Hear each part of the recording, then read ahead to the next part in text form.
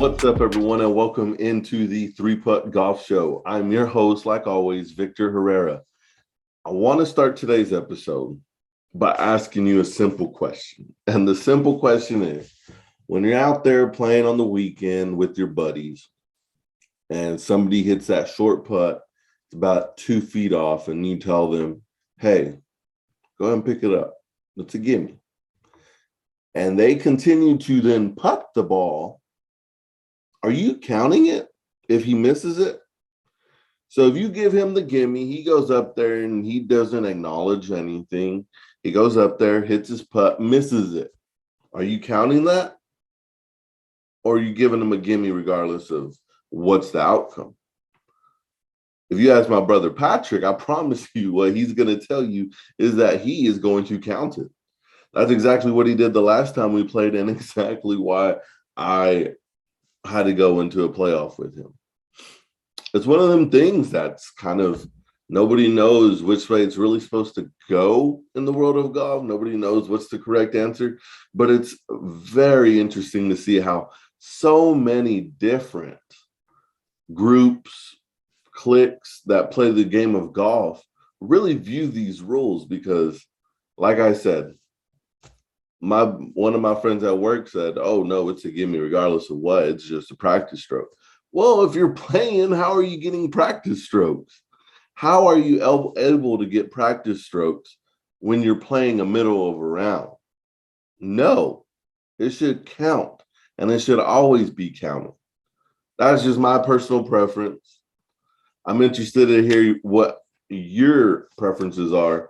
But as far as for me, no, if I give it to you and you don't take it and you don't pick up your ball and you miss it, then, oh, well, and you're not going to get any more from me. That's just how I feel.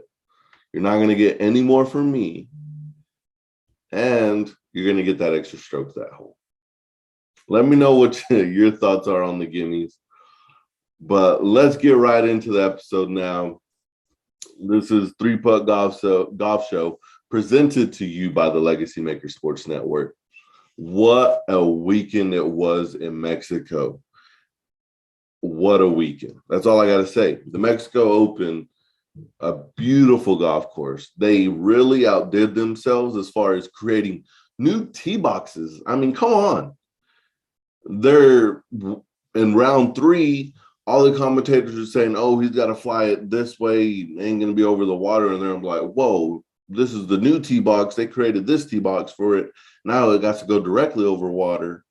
Like, nobody had any idea that they had all these different tee boxes and all these opportunities to do these creative ways with these holes. Come on. How do you not know that? But it was so interesting. Like, seeing them go from being able to, as long as you don't pull it left, you're going to be fine. You ain't going to really have to go over water, to then having to completely clear the shot over water. And especially when they short-sided them with the flag stick on the final round, man, it really tested the players' abilities. There's no question about it. It tested what kind of players they are, and it tested what kind of skill level they're at. You really got to see the winners and the contenders and the professionals who are established really separate themselves from these young guys who are trying to become established. And you saw that in the final round, aside from Brandon Wu, but we'll get talking to him about him later. You know, one thing that really stood out to me about the Mexico Open is that there were quite a bit of players who had already said that they were going and committed to going to Mexico Open. And this is huge. I mean, some of the notables that made the cut that are fan favorites here on the show, Pat Perez. Pat Perez is a guy who, man, he's my spirit animal. If you want to look him up. He is my spirit animal.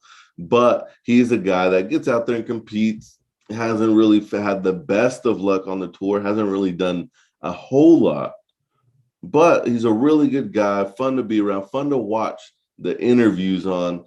And I mean, once you see one interview on him, you're going to instantly be hooked. Sahil Theegala, fan favorite here on the show, as I've mentioned before, huge favorite here. And, you know, he did really good. He was one shot off the lead the very first day. And then he kind of started to sputter out. He got that hot start, started to sputter out. When he got that hot start, I won't lie, I was starting to think of Waste Management Open in Phoenix, where he went and gave Scotty Scheffler a run and was in contention there till the very end. That's exactly what I thought about. Another couple of the others notables are Abraham Ainsler, Carlos Ortiz, and Alvaro Ortiz, the brothers. All three Mexican nationality playing in Mexico did their country proud. They made the cut. They weren't as atop the leaderboard as they would have liked, but they made the cut. They did have some interesting moments, and they were able to really improve and give some pride to Mexico. And that's all you want. There wasn't a lot of fans there, and I'll get in on that here in a bit. But you want somebody who's going to represent the country right. And that's exactly what happened when you saw Carlos and especially Alvaro and, of course, Abraham Ainsler take the bull by the horns and really just show that Mexicans can play golf. And it was so amazing to do, especially in Mexico. It was super exciting and honestly just extremely fun to see and to be around. Next up, we're going to talk about Jon Rahm. You know, he claimed the title by one stroke, and he kind of claimed it from day one. Day one, he was 7 under, tied for the lead, and he was consistently atop the leaderboard, tied for the lead every day. I mean, that day, getting started in that direction on day one is huge and vital, and that's the way you win tournaments. You know, his ability to hit along helped him this tournament. He said he was going to hit driver until it would not fit on the golf course. Well, it kept fitting, and it kept working in his favor. He was able to get the win, and he is now third in line in the Spaniard list of golfers he's right behind Seve Ballesteros. And I can't quite remember who's in first place in Spain, but he's third in line and he's only down by 2, I believe. So in his young career, he could, if he continues, make his way up and go be the greatest Spaniard to play in the PGA Tour. Crazy to believe when you think of Seve Ballesteros. Abraham Ainsler, going back to him, he placed the best out of the Mexicans in the Mexico Open. He was 6 under on the tournament, which was quite surprising considering he had barely made the cut. There was a little concern that he wasn't even going to make the cut, but he was able to do it, and all because everybody was rooting for him. The A&E shirts were there. Everybody was rooting for him. That is why I really feel he was able to build on that momentum, and that's why he was able to make the cut. But it was a close call, but from going from close to the best Mexican placed player, not bad for Abraham Ainsler, considering his back issues and everything he's had leading up to the Masters and coming back from the Masters. You know, I hate to do this. I really do. I didn't want to get into this talk, but I have to. You know, last week my pick was Tony Fenow. I won't lie. I felt that he was on the cusp of something good. I was like, it is your time, Tony. It is your time to make something happen, man. Like, come on. The perfect tournament for you. It's long. You hit the ball long. It doesn't have hazards off the tee.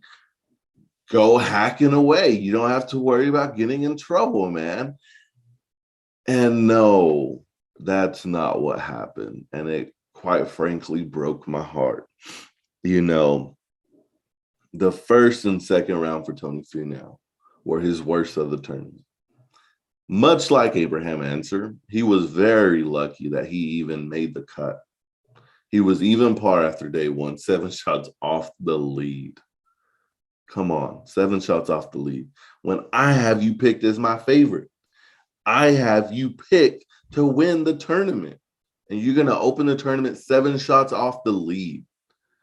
And then in day 2, he gets a 3 under, makes the cut by 1 stroke. You know, this is the thing. He put himself in this situation. I promise you. If he makes his putts 5 to 3 feet on day 1 and 2. He wins the tournament. I love Jon Rahm. Respect to Jon Rahm. He earned it. But if Tony Fenow just makes 2 putts within 5 to 3 feet for birdie, he wins the tournament. I mean, that leaves a sour taste in my mouth, and I just picked him to win. I didn't even put money on the guy. Can you imagine being Tony Fenow and the feelings that you're feeling right now, knowing that, man, if I would have just made 2 more putts, I would have won. And I say 2 more putts because don't get me wrong. The second day, he did miss about 6 birdie opportunities between 5 to 3 feet. It was absolutely outrageous. He made a 25-footer. He made a 30-footer, but he couldn't make it within his own body size. And that's absolutely crazy to think about.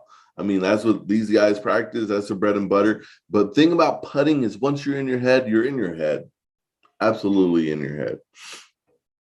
What I will say is day 3 and 4, he put it together. 4 being his strongest round. His putter finally arrived. I guess it was jet lagged or whatever, but it finally arrived in Mexico. He was able to capitalize, especially in round 4, where he was able to make a clutch eagle putt from beyond 30 feet out, even on the fringe, not even on the green, and he made that clutch eagle putt. He actually went on to tie the record, which was initially set by Brandon Wu, who just finished a couple of holes before him, and they both shot 63 under. So for Tony Fenow to go from even under the first day to 3 under, work his way all the way to 16 under, he did something quite amazing, honestly. I mean, he was able to get it done and be in contention. He was 1 stroke away from being in a playoff. And that would have been a huge accomplishment. It does make his best finish for the season, that tied for second. And you're hoping to build confidence, but not many courses are going to be that open and that forgiving as the Mexico Open was.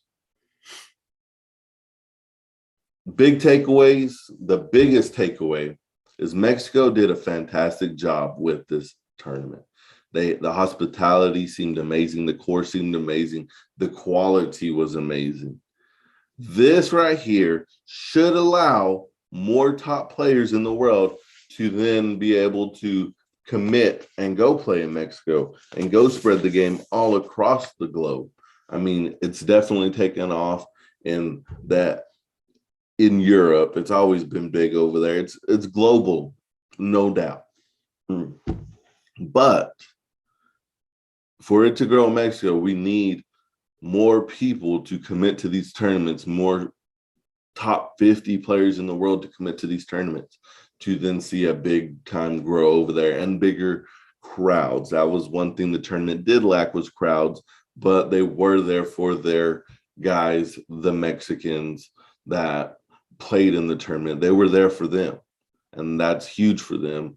But I just hope more guys can commit to these tournaments, because it would be rather impressive to see the game of golf and see how big those crowds over there truly can get whenever they're supporting these golfers on the PGA Tour. This week, we have a dandy of a tournament. We have the Wells Fargo Championship. The logo's behind me. Can't really see it. Sorry about it. At the Potomac, Maryland, at TPC Potomac. It's a par 70, 7,160 yards.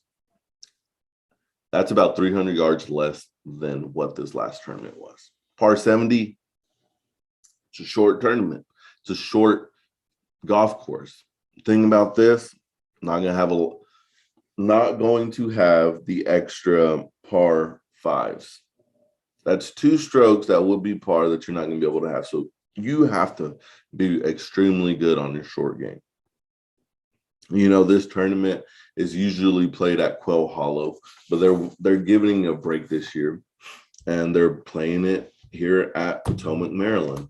Another interesting fact is the last time a PGA Tour event was played at TPC Potomac was in 2018, and Francisco Molinari won that tournament. And 3 weeks later, he won the Open Championship. So there's some correlation with getting hot with that right there. So if you win this one, you could go on a stretch. Last year, Rory McIlroy won. And I'm not going to lie, he looks really, really good at defending it this year because he closed out the Masters in a tremendous style. I mean, you hole out to come within one, and you're shooting for it all because you want that Grand Slam. He did everything he could to absolutely give himself a chance to win that Grand Slam. And I like the way his golf game is right now. I've seen him play in Europe and kind of kept up with him, and his golf game is looking really good right now. A couple of notables in the field. Morgan Hoffman. Morgan Hoffman is the player a couple of weeks back that I had mentioned was coming back from his health leave because he was diagnosed with a health condition and he needed to take time off. Well, he only has 2 more starts to make 238 points. If he does not make them points, then he will lose his tour card. He is on the medical exemption list, but in order to maintain his status on that list, he has to make those points. So, Morgan Hoffman, I wish you the absolute luck. You've absolutely battled through all through your condition, through all these adversities that have came your way, and you deserve this opportunity. I hope you can go out there and find the success over there at the Wells Fargo Championship. It's going to be tough. It ain't going to be given to you. Nothing in this world is ever given to you. But he can do it. He's there for a reason, right?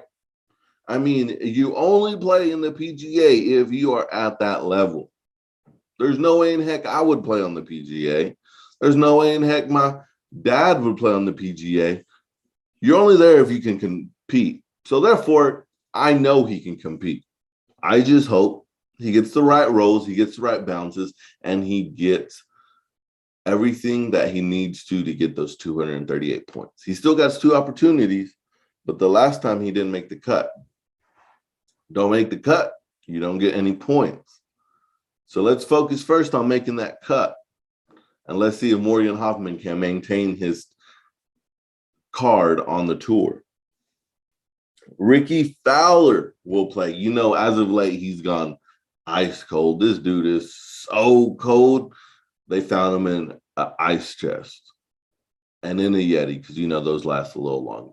He is so cold that he has the leftovers left on the table right underneath the AC vent. I'm telling y'all, he is struggling so bad. And I feel for the guy because at one time he was getting talked about, when's he going to win a major? And he still is because we want him to win a major. But that was the big thing. When is Ricky Fowler going to get his major? When is it going to happen? When is it going to happen? Well, I'm mainly worried, when is Ricky Fowler going to place in the top 25? Like, come on. I did not pull that stat. I can't tell you, but I can promise you it's been well over a year and a half. When's he going to place in the top 25? When is he going to make some momentum? And when's he going to play in the afternoon on a Sunday? Like, he's always playing at 6 o'clock if he does make the cut. So, Ricky Fowler, good luck to you, my sir, because you're going to need it. And I feel for you.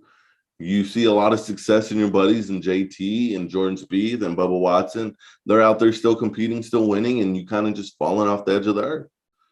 But it goes back to what I said about Morgan Hoffman. You wouldn't be here if you can't compete.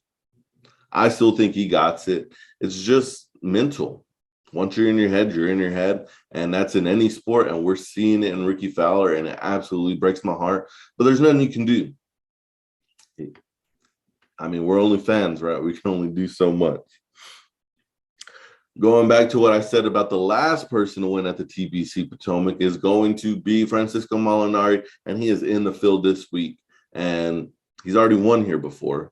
So I'm sure he's coming in with this one with a lot of confidence, thinking that he has exactly what it takes to make something happen this week and to get another victory under his belt. A couple of the other ones, Tony Fenow will be in the tournament this week. I'm going to be honest why I didn't pick him.